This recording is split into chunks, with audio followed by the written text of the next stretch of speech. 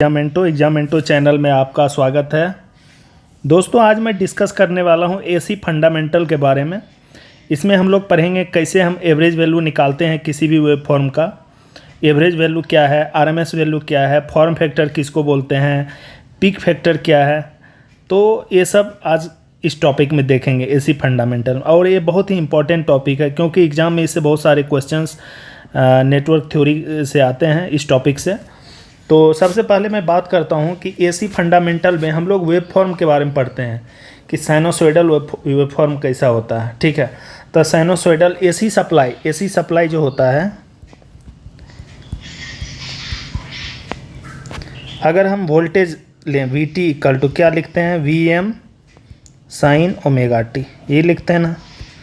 अगर करंट को लिखते हैं I T equal to I M sine omega T, V T I T. ठीक है, अगर इसी को हम वेव फॉर्म में दिखाएं तो कैसे दिखाएंगे, ये मान के चलो साइनोसॉइडल वेव फॉर्म ऐसे करके दिखाना। ठीक है, तो ये आपका वी टी हो गया और ये क्या हो गया, ओमेगा टी टाइम पीरियड, और जीरो से ये क्या होगा, पाई और 2 पाई।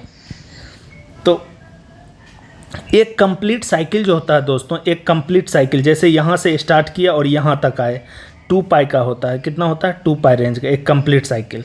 यहाँ से वेव फॉर्म स्टार्ट हुआ, यहाँ मैक्सिमम पे गया, फिर यहाँ से ऐसे करके यहाँ जीरो पे आया, फिर यहाँ से गया कहाँ, माइनस वी एम पे। ये क्या है, माइनस वी एम। ठीक है, और उसके बाद फिर कहाँ गया, जीरो पे। तो ये है, ये पॉजिटिव साइकिल है और ये क्या है, निगेटिव साइकिल है। ये तो आप लोग को भी पता होगा। ठीक है, उसके बाद अगर करंट के वेव फॉर्म में, तो हम लोग सिर्फ एक साइकिल के बारे में कंसीडर करते हैं। सिमिलरली आगे ये रिपीट होते रहेगा। ठीक है, एक साइकिल, फिर दूसरा, तीसरा, चौथा, ऐसे चलते रहेगा, हमेशा रिपीटेड होते रहेगा। उसी प्रकार अगर आई को आप दिखाएंगे तो आई टी का भी सेम ही बनेगा। ठीक है, ये आई टी का है, आई टी का भी सेम ही बनेगा। तो यहाँ पे क्या है, 2 पाई, ये जीरो हो गया ओरिजिन, और यहाँ पे आई एम, यहाँ पे क्या होगा, मैक्सिमम वी एम होगा, यहाँ पे पॉजिटिव साइकिल है, और माइनस वी एम हो गया निगेटिव साइकिल के लिए। उसी तरह आई एम यहाँ पे होगा, और यहाँ पे क्या होगा, निगेटिव साइकिल में माइनस आई एम, क्योंकि ये निगेटिव साइकिल है और ये पॉजिटिव साइकिल है। ये तो सिंपल वेव फॉर्म है। ठीक है, किसका, एसी सप्लाई का, जब क्या है, साइनोसॉइडल होता है। तो एसी सप्लाई कैसा होता है, साइनोसॉइडल। वीटी को V M sine omega T, IT को I M sine omega T. इसको हम एज ए रसिस्टिव मानते हैं अभी, मतलब रसिस्टिव है, मतलब लोड। सपोज करो कि कोई भी सर्किट है, यहाँ पे एक रेसिस्टेंस है, यहाँ ऐसे करके मैं अप्लाई करता हूँ। ठीक है, ये वीटी है साइनोसॉइडल सप्लाई, ये आईटी करंट फ्लो कर रहा है और रेसिस्टेंस है। तो क्या होगा, V T equal to V M sine omega T, I T equal to I M sine omega T.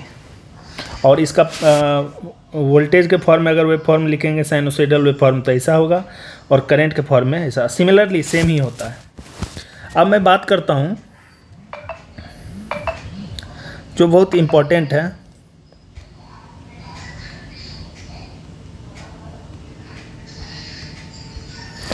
Average value.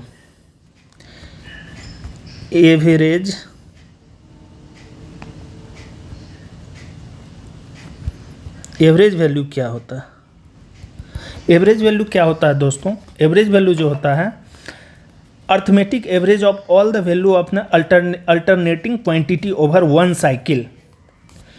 यहाँ पे देखो, ओवर वन साइकिल क्या है, यहाँ से स्टार्ट हुआ और यहाँ पे ख़त्म हुआ, एक क्या है, एक कंप्लीट साइकिल है। ठीक है, तो उसी को अगर एवरेज वैल्यू का हम एज ए फॉर्मूला के फॉर्म में लिखें, एवरेज वैल्यू क्या हो जाएगा, area under one cycle by base हो जाएगा। ठीक है, और साइनोसॉइडल वेव फॉर्म में अगर इसका हम वी एवरेज लिखूं, साइनोसॉइडल वेव फॉर्म दिया है तो वी एवरेज इक्वल टू क्या हो जाएगा 1/2 पाई 0 से 2 pi V T D omega T या डी टी जो भी है, ठीक है। तो ये आपका इस तरह आ गया। उसी तरह आई एवरेज क्या होगा, आई एवरेज भी लिखेंगे 1/2 पाई 0 से 2 पाई, सिमिलरली होगा वी टी की जगह आई टी हो जाएगा इंटू डी ओमेगा टी। और एवरेज वैल्यू का कोई फॉर्मूला पूछ देगा तो area under 1 cycle by base. और जैसे कि दोस्तों अगर हम लोग रिएक्टिफायर के बारे में पढ़ते हैं तो हाफ वेव होता है, फुल वेव रिएक्टिफायर होता है। तो फुल वेव रिएक्टिफायर में दोस्तों क्या होता है कि सपोज करो फुल वेव के बारे में मैं बता रहा हूँ। फुल वेव ये बेसिक्स है। फुल वेव में क्या होता है, रिएक्टिफायर में हम लोग क्या करते हैं, इनपुट सप्लाई जो है क्या देते हैं, साइनोसॉइडल ही देते हैं, लेकिन जो आउटपुट ये क्या है, इनपुट सप्लाई देते हैं। और क्या करता है, कन्वर्ट कर देता है किस में, फुल वेव में। यहाँ से ऐसे गया, जो निगेटिव साइकिल है उसको भी क्या करता है, पॉजिटिव में कन्वर्ट कर देता है। ये पॉजिटिव साइकिल है, निगेटिव है। ये क्या है, फुल वेव है। ये ओमेगा टी हो गया, ये पाई हो गया, ये हो गया 2 पाई, ये हो गया 0, और इसको मान लेते हैं आई एम, ठीक है। और आई टी हो गया, ये इनपुट है और ये क्या है, आउटपुट है। तो आउटपुट होगा तो क्या होगा, 0 पाई 2 पाई, ये ओमेगा टी है और ये आपका आई एम है। अगर इसका फुल वेव रिएक्टिफायर का फुल वेव का हम इसका क्या लिखेंगे, एवरेज वैल्यू लिखेंगे। इस ग्राफ का एवरेज वैल्यू हम लिखना चाहेंगे तो कैसे लिखेंगे। तो पहले तो आपको ये पता है कि आई टी इक्वल टू क्या होता है, आई M sine omega T. I am क्या है, मैक्सिमम करंट। थोड़ा लिखने में दिक्कत होता है दोस्तों, लेकिन फिर भी आप समझ जाएगा। आई एम क्या है, मैक्सिमम करंट है। तो आई एवरेज अगर हमको लिखना हो, आई एवरेज किसका, फुल वेव का, इसका लिखना हो तो इसका क्या, इस यहाँ से देखिए एक कंप्लीट ग्राफ यहाँ से यहाँ जी पाई फिर रिपीट हो रहा है। तो हम क्या करेंगे, इसमें एक साइकिल का निकाल लेंगे तो कंप्लीट निकल जाएगा, ठीक है। आपका एवरेज पूरा कंप्लीट निकल जाएगा। तो कैसे निकल, आई एवरेज इक्वल टू क्या लिखेंगे, 1/पाई, ठीक है। 0 से पाई, रेंज क्या ले रहे हैं, 0 से pi into I T D T D omega T, ठीक है। अब देखिए आई एवरेज इक्वल टू 1/पाई।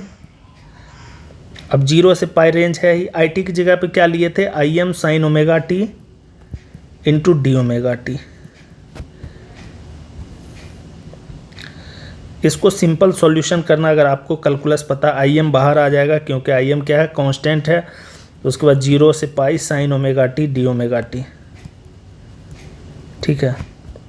तो 1/आई एम बटे पाई, और ये साइन ओमेगा टी क्या होता है, 0 से टी के sine theta into D theta, ठीक है। तो क्या हो जाएगा, इसका माइनस कॉस थीटा लिखते हैं इंटीग्रल में। सिमिलरली तो इसका अगर हम लिखेंगे आई एम क्या हो जाएगा, minus cos omega T, range क्या हो जाएगा 0 से पाई। ये फार्मूला है आपका।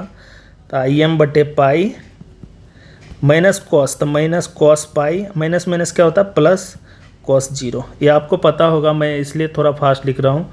आई एम बटे पाई, कॉस पाई का -1 होता है, -1 प्लस कॉस 0 का 1 होता है। ये आपको याद रखना पड़ेगा वैल्यू।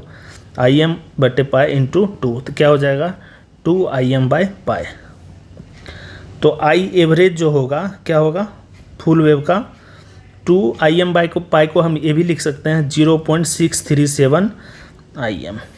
बहुत इंपॉर्टेंट है ये, इसको याद रखिए और एग्जाम में आता है। एवरेज वैल्यू किसका निकल गया, फुल वेव का। अगर ये तो फुल वेव है, अगर हाफ वेव रेक्टिफायर होगा तो हाफ वेव आउटपुट देगा। तो हाफ वेव देगा तो कैसा होगा, हाफ वेव में I equal to I T equal to हम क्या लिखे थे, आई एम, पहले इसको लिख लीजिए, आई एम साइन ओमेगा टी, ठीक है। यहाँ से हाफ वेव में आउटपुट कैसा देगा, यहाँ ऐसे करके देगा और यहाँ क्या जीरो हो जाएगा इस साइकिल में। जब रिएक्टिफाइड टॉपिक में उसमें कुछ बताऊंगा आपको तो उसमें बताऊंगा, बस अभी मैं ग्राफ के बारे में डिस्कस करना चाहता हूँ सिर्फ। हाफ वेव है तो यहाँ 0 से पाई, पाई से 2 पाई, ठीक है। तो हाफ वेव में क्या लिखेंगे, आई एवरेज अगर लिखना हो, आई एवरेज इक्वल टू, ठीक है, आई एवरेज इक्वल टू क्या लिखेंगे 1/2 पाई, क्योंकि यहाँ से लेके पूरे रेंज का ले रहे हैं हम 2 पाई, और सिर्फ 0 से पाई के बीच में क्या आ रहा है, यहाँ पे आप देख रहे हो पॉजिटिव आ रहा है, और यहाँ पे क्या आ रहा है, ये 0 है, करंट क्या है 0 है, यहाँ पे क्या है IM है, निगेटिव में जाना नहीं है, ठीक है। तो ये कंप्लीट साइकिल को हम कंसीडर करते हैं 1/2 पाई, 0 से 2 पाई आई क्या हो जाएगा IT dt D omega T, ठीक है। तो 1/2 पाई, आप देखिए 0 से 2 पाई, 0 से 2 पाई लिख दीजिए। IT को हम क्या लिख सकते हैं, IM sine omega T into D omega T. अब इसको सॉल्यूशन करेंगे 1/2 पाई, 0 से 2 पाई, तो IM को बाहर कर लेंगे। उसी तरह क्या हो जाएगा यहाँ पर भी 0 से 2 pi sine omega T into D omega T, IM/2 पाई। उसके बाद इसका जब सॉल्यूशन करेंगे तो क्या हो जाएगा, साइन के फिर माइनस कॉस ओमेगा टी, और ये रेंज क्या हो जाएगा 0 से 2 पाई। तो IM/2 pi minus cos 2 pi plus cos 0, ठीक है। तो क्या हो जाएगा, जब इसका सॉल्यूशन करेंगे तो क्या हो जाएगा, इसका 2 IM/2 पाई, 2 पाई, 2 IM/2 पाई। तो यहाँ पे दोस्तों क्या होगा, 2 IM/2 पाई होगा, तो यहाँ पे आपका कैंसिल हो जाएगा, 2 कैंसिल हो जाएगा, तो क्या बचेगा 0.318 IM। तो ये आई एवरेज किसका होगा, I average equal to 0.318 IM। ये किसका हो जाएगा, हाफ वेव का। ये क्या हो जाएगा, हाफ वेव का हो जाएगा। ये तो आपका क्या हो गया, फुल वेव और हाफ वेव का एवरेज वैल्यू। RMS या इफेक्टिव वैल्यू क्या होता है दोस्तों, इससे भी, इस टॉपिक से बहुत सारे क्वेश्चंस एग्जाम में रिपीटेडली आते हैं। आप RMS वैल्यू क्या निकाल सकते हो, हाफ वेव फुल वेव का। तो ये तो मैं निकालने के प्रोस्पेक्टिव से बता रहा हूँ, नहीं तो एग्जाम पॉइंट ऑफ व्यू से आपको मतलब याद रखना ज़रूरी है क्या होता है, ठीक है। RMS वैल्यू फुल वेव का क्या होता है, हाफ वेव का क्या होता है, फॉर्म फैक्टर क्या होता है। तो RMS वैल्यू का सबसे पहले अगर फार्मूला लिखें, RMS equal to root under area under square curve by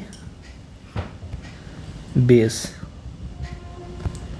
तो IRMS अगर लिखेंगे, IRMS क्या होता है, 1/2 पाई, जो वहाँ पे लिखे थे उसी तरह IT डी ओमेगा टी, ठीक है। और ये आपका 0 से 2 पाई, इसका क्या करेंगे रूट, बस यही है। अब जैसे RMS वैल्यू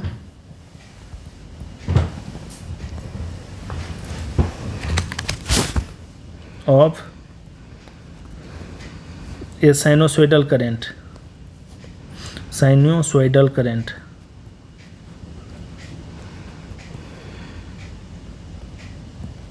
क्या अगर लिखेंगे तो क्या लिखेंगे,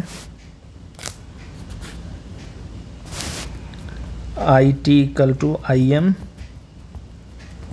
साइन ओमेगा टी। अब IRMS मुझे निकालना है, IRMS क्या होता है, तो रूट अंडर 1/2 पाई, अगर साइनोसॉइडल का हम लिख रहे हैं 0 से 2 पाई I स्क्वायर यानी IT square into D omega T. ये तो आपका सेम है यहाँ से। अगर आप फुल वेव का लिखोगे, फुल वेव में, क्योंकि फुल वेव में मैंने हाफ वेव का भी लिखा था क्या एवरेज वैल्यू, अब यहाँ पे RMS वैल्यू लिख रहा हूँ IRMS। रेंज तो वही होगा 1/पाई और 0 से pi I T square into D T D omega T, इसका क्या हो जाएगा, रूट हो जाएगा। तो रूट अंडर 1/पाई, अब 0 से पाई है, आई टी की जगह पे क्या लिखेंगे, 0 से पाई, आई टी की जगह आई M sine omega T, I am square sine square omega T into D omega T.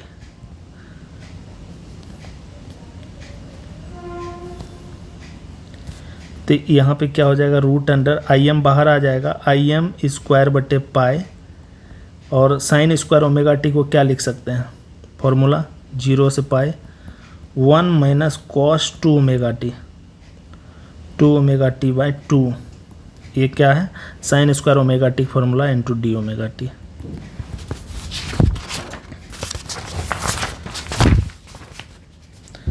तो अगर आप इसको ब्रेक करेंगे, I R M S calculus अगर आपको पता है तो आप इसको आप ब्रेक करेंगे तो आपको मिलेगा आई एम बाई रूट 2, जिसको हम 0.707 आई एम बोलते हैं। तो ये क्या हो जाएगा, फुल वेव का आर एम एस करेंट निकल गया है, किसका, फुल वेव का। अब देखिए फॉर्म फैक्टर जो है, फॉर्म फैक्टर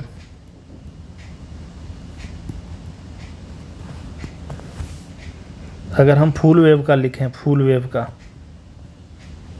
तो फॉर्म फैक्टर क्या होता है, आई आर एम एस बटे I average. R M S का क्या आ जाएगा, आई आर एम एस कितना आया, यहाँ पे देखो फुल वेव का 0.707 आई एम, अब बाय कितना है, आई एवरेज कितना है, एवरेज कितना आया था 0. यहाँ पे देखो फुल वेव का 0.637, फुल वेव का 0.637 आई एम। तो आई एम कैंसिल, तो फॉर्म फैक्टर फुल वेव का क्या हो जाएगा आपका 1.11, ये आपका क्या हो जाएगा फॉर्म फैक्टर। अगर आप इसका पीक फैक्टर लिखते हो, peak factor P F, P E A K, peak factor, इसका दूसरा नाम क्या है, क्रिस्ट फैक्टर। एग्जाम में कभी कभी पीक फैक्टर या क्रिस्ट फैक्टर पूछता है। तो पी एफ इक्वल टू क्या होता है, आई मैक्सिमम बाय क्या होगा, I R M S.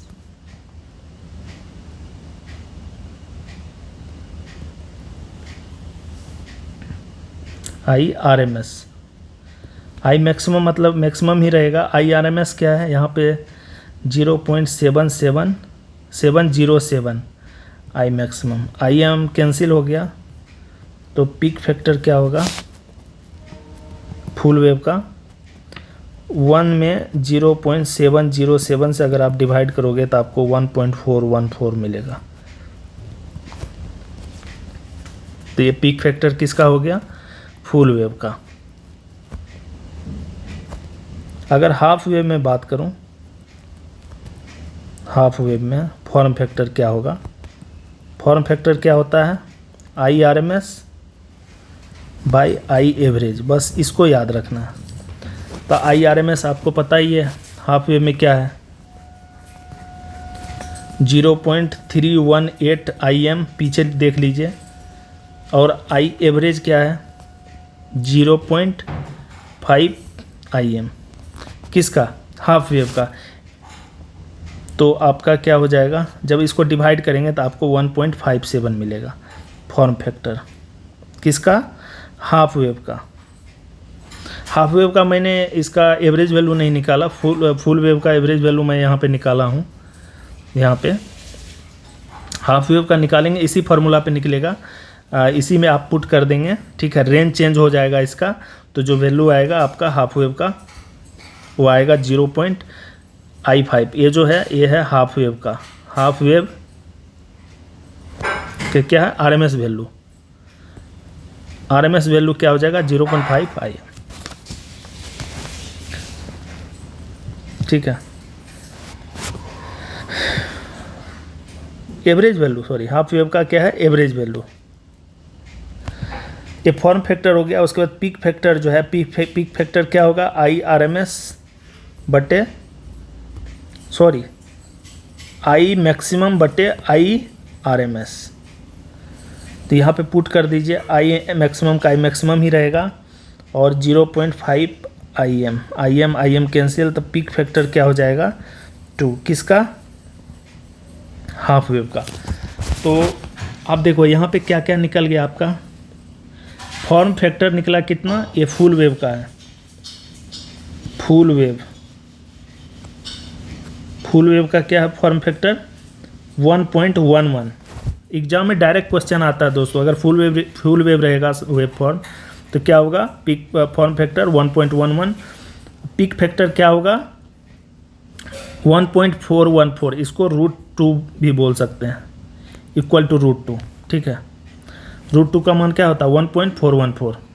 Similarly half wave में फॉर्म फैक्टर क्या होता है 1.57 और पीक फैक्टर क्या होता है 2। तो आज का जो टॉपिक है इसमें एसी फंडामेंटल के बारे में, आरएमएस कैसे निकालते हैं, एवरेज कैसे निकालते हैं किसी भी वेव फॉर्म से, तो आप इस प्रोसेस से आप किसी भी क्वेश्चन को सॉल्व कर सकते हैं। और यहाँ पे आपको फॉर्म फैक्टर याद रखना पड़ेगा, फुल वेव का क्या होता है, पीक फैक्टर फुल वेव का क्या है, उसके बाद आपका हाफ वेव का क्या होता है फॉर्म फैक्टर, हाफ वेव का पीक फैक्टर क्या होता है। ये 4 चीज़ बहुत इंपॉर्टेंट है, याद रखना ज़रूरी है। Thanks for watching.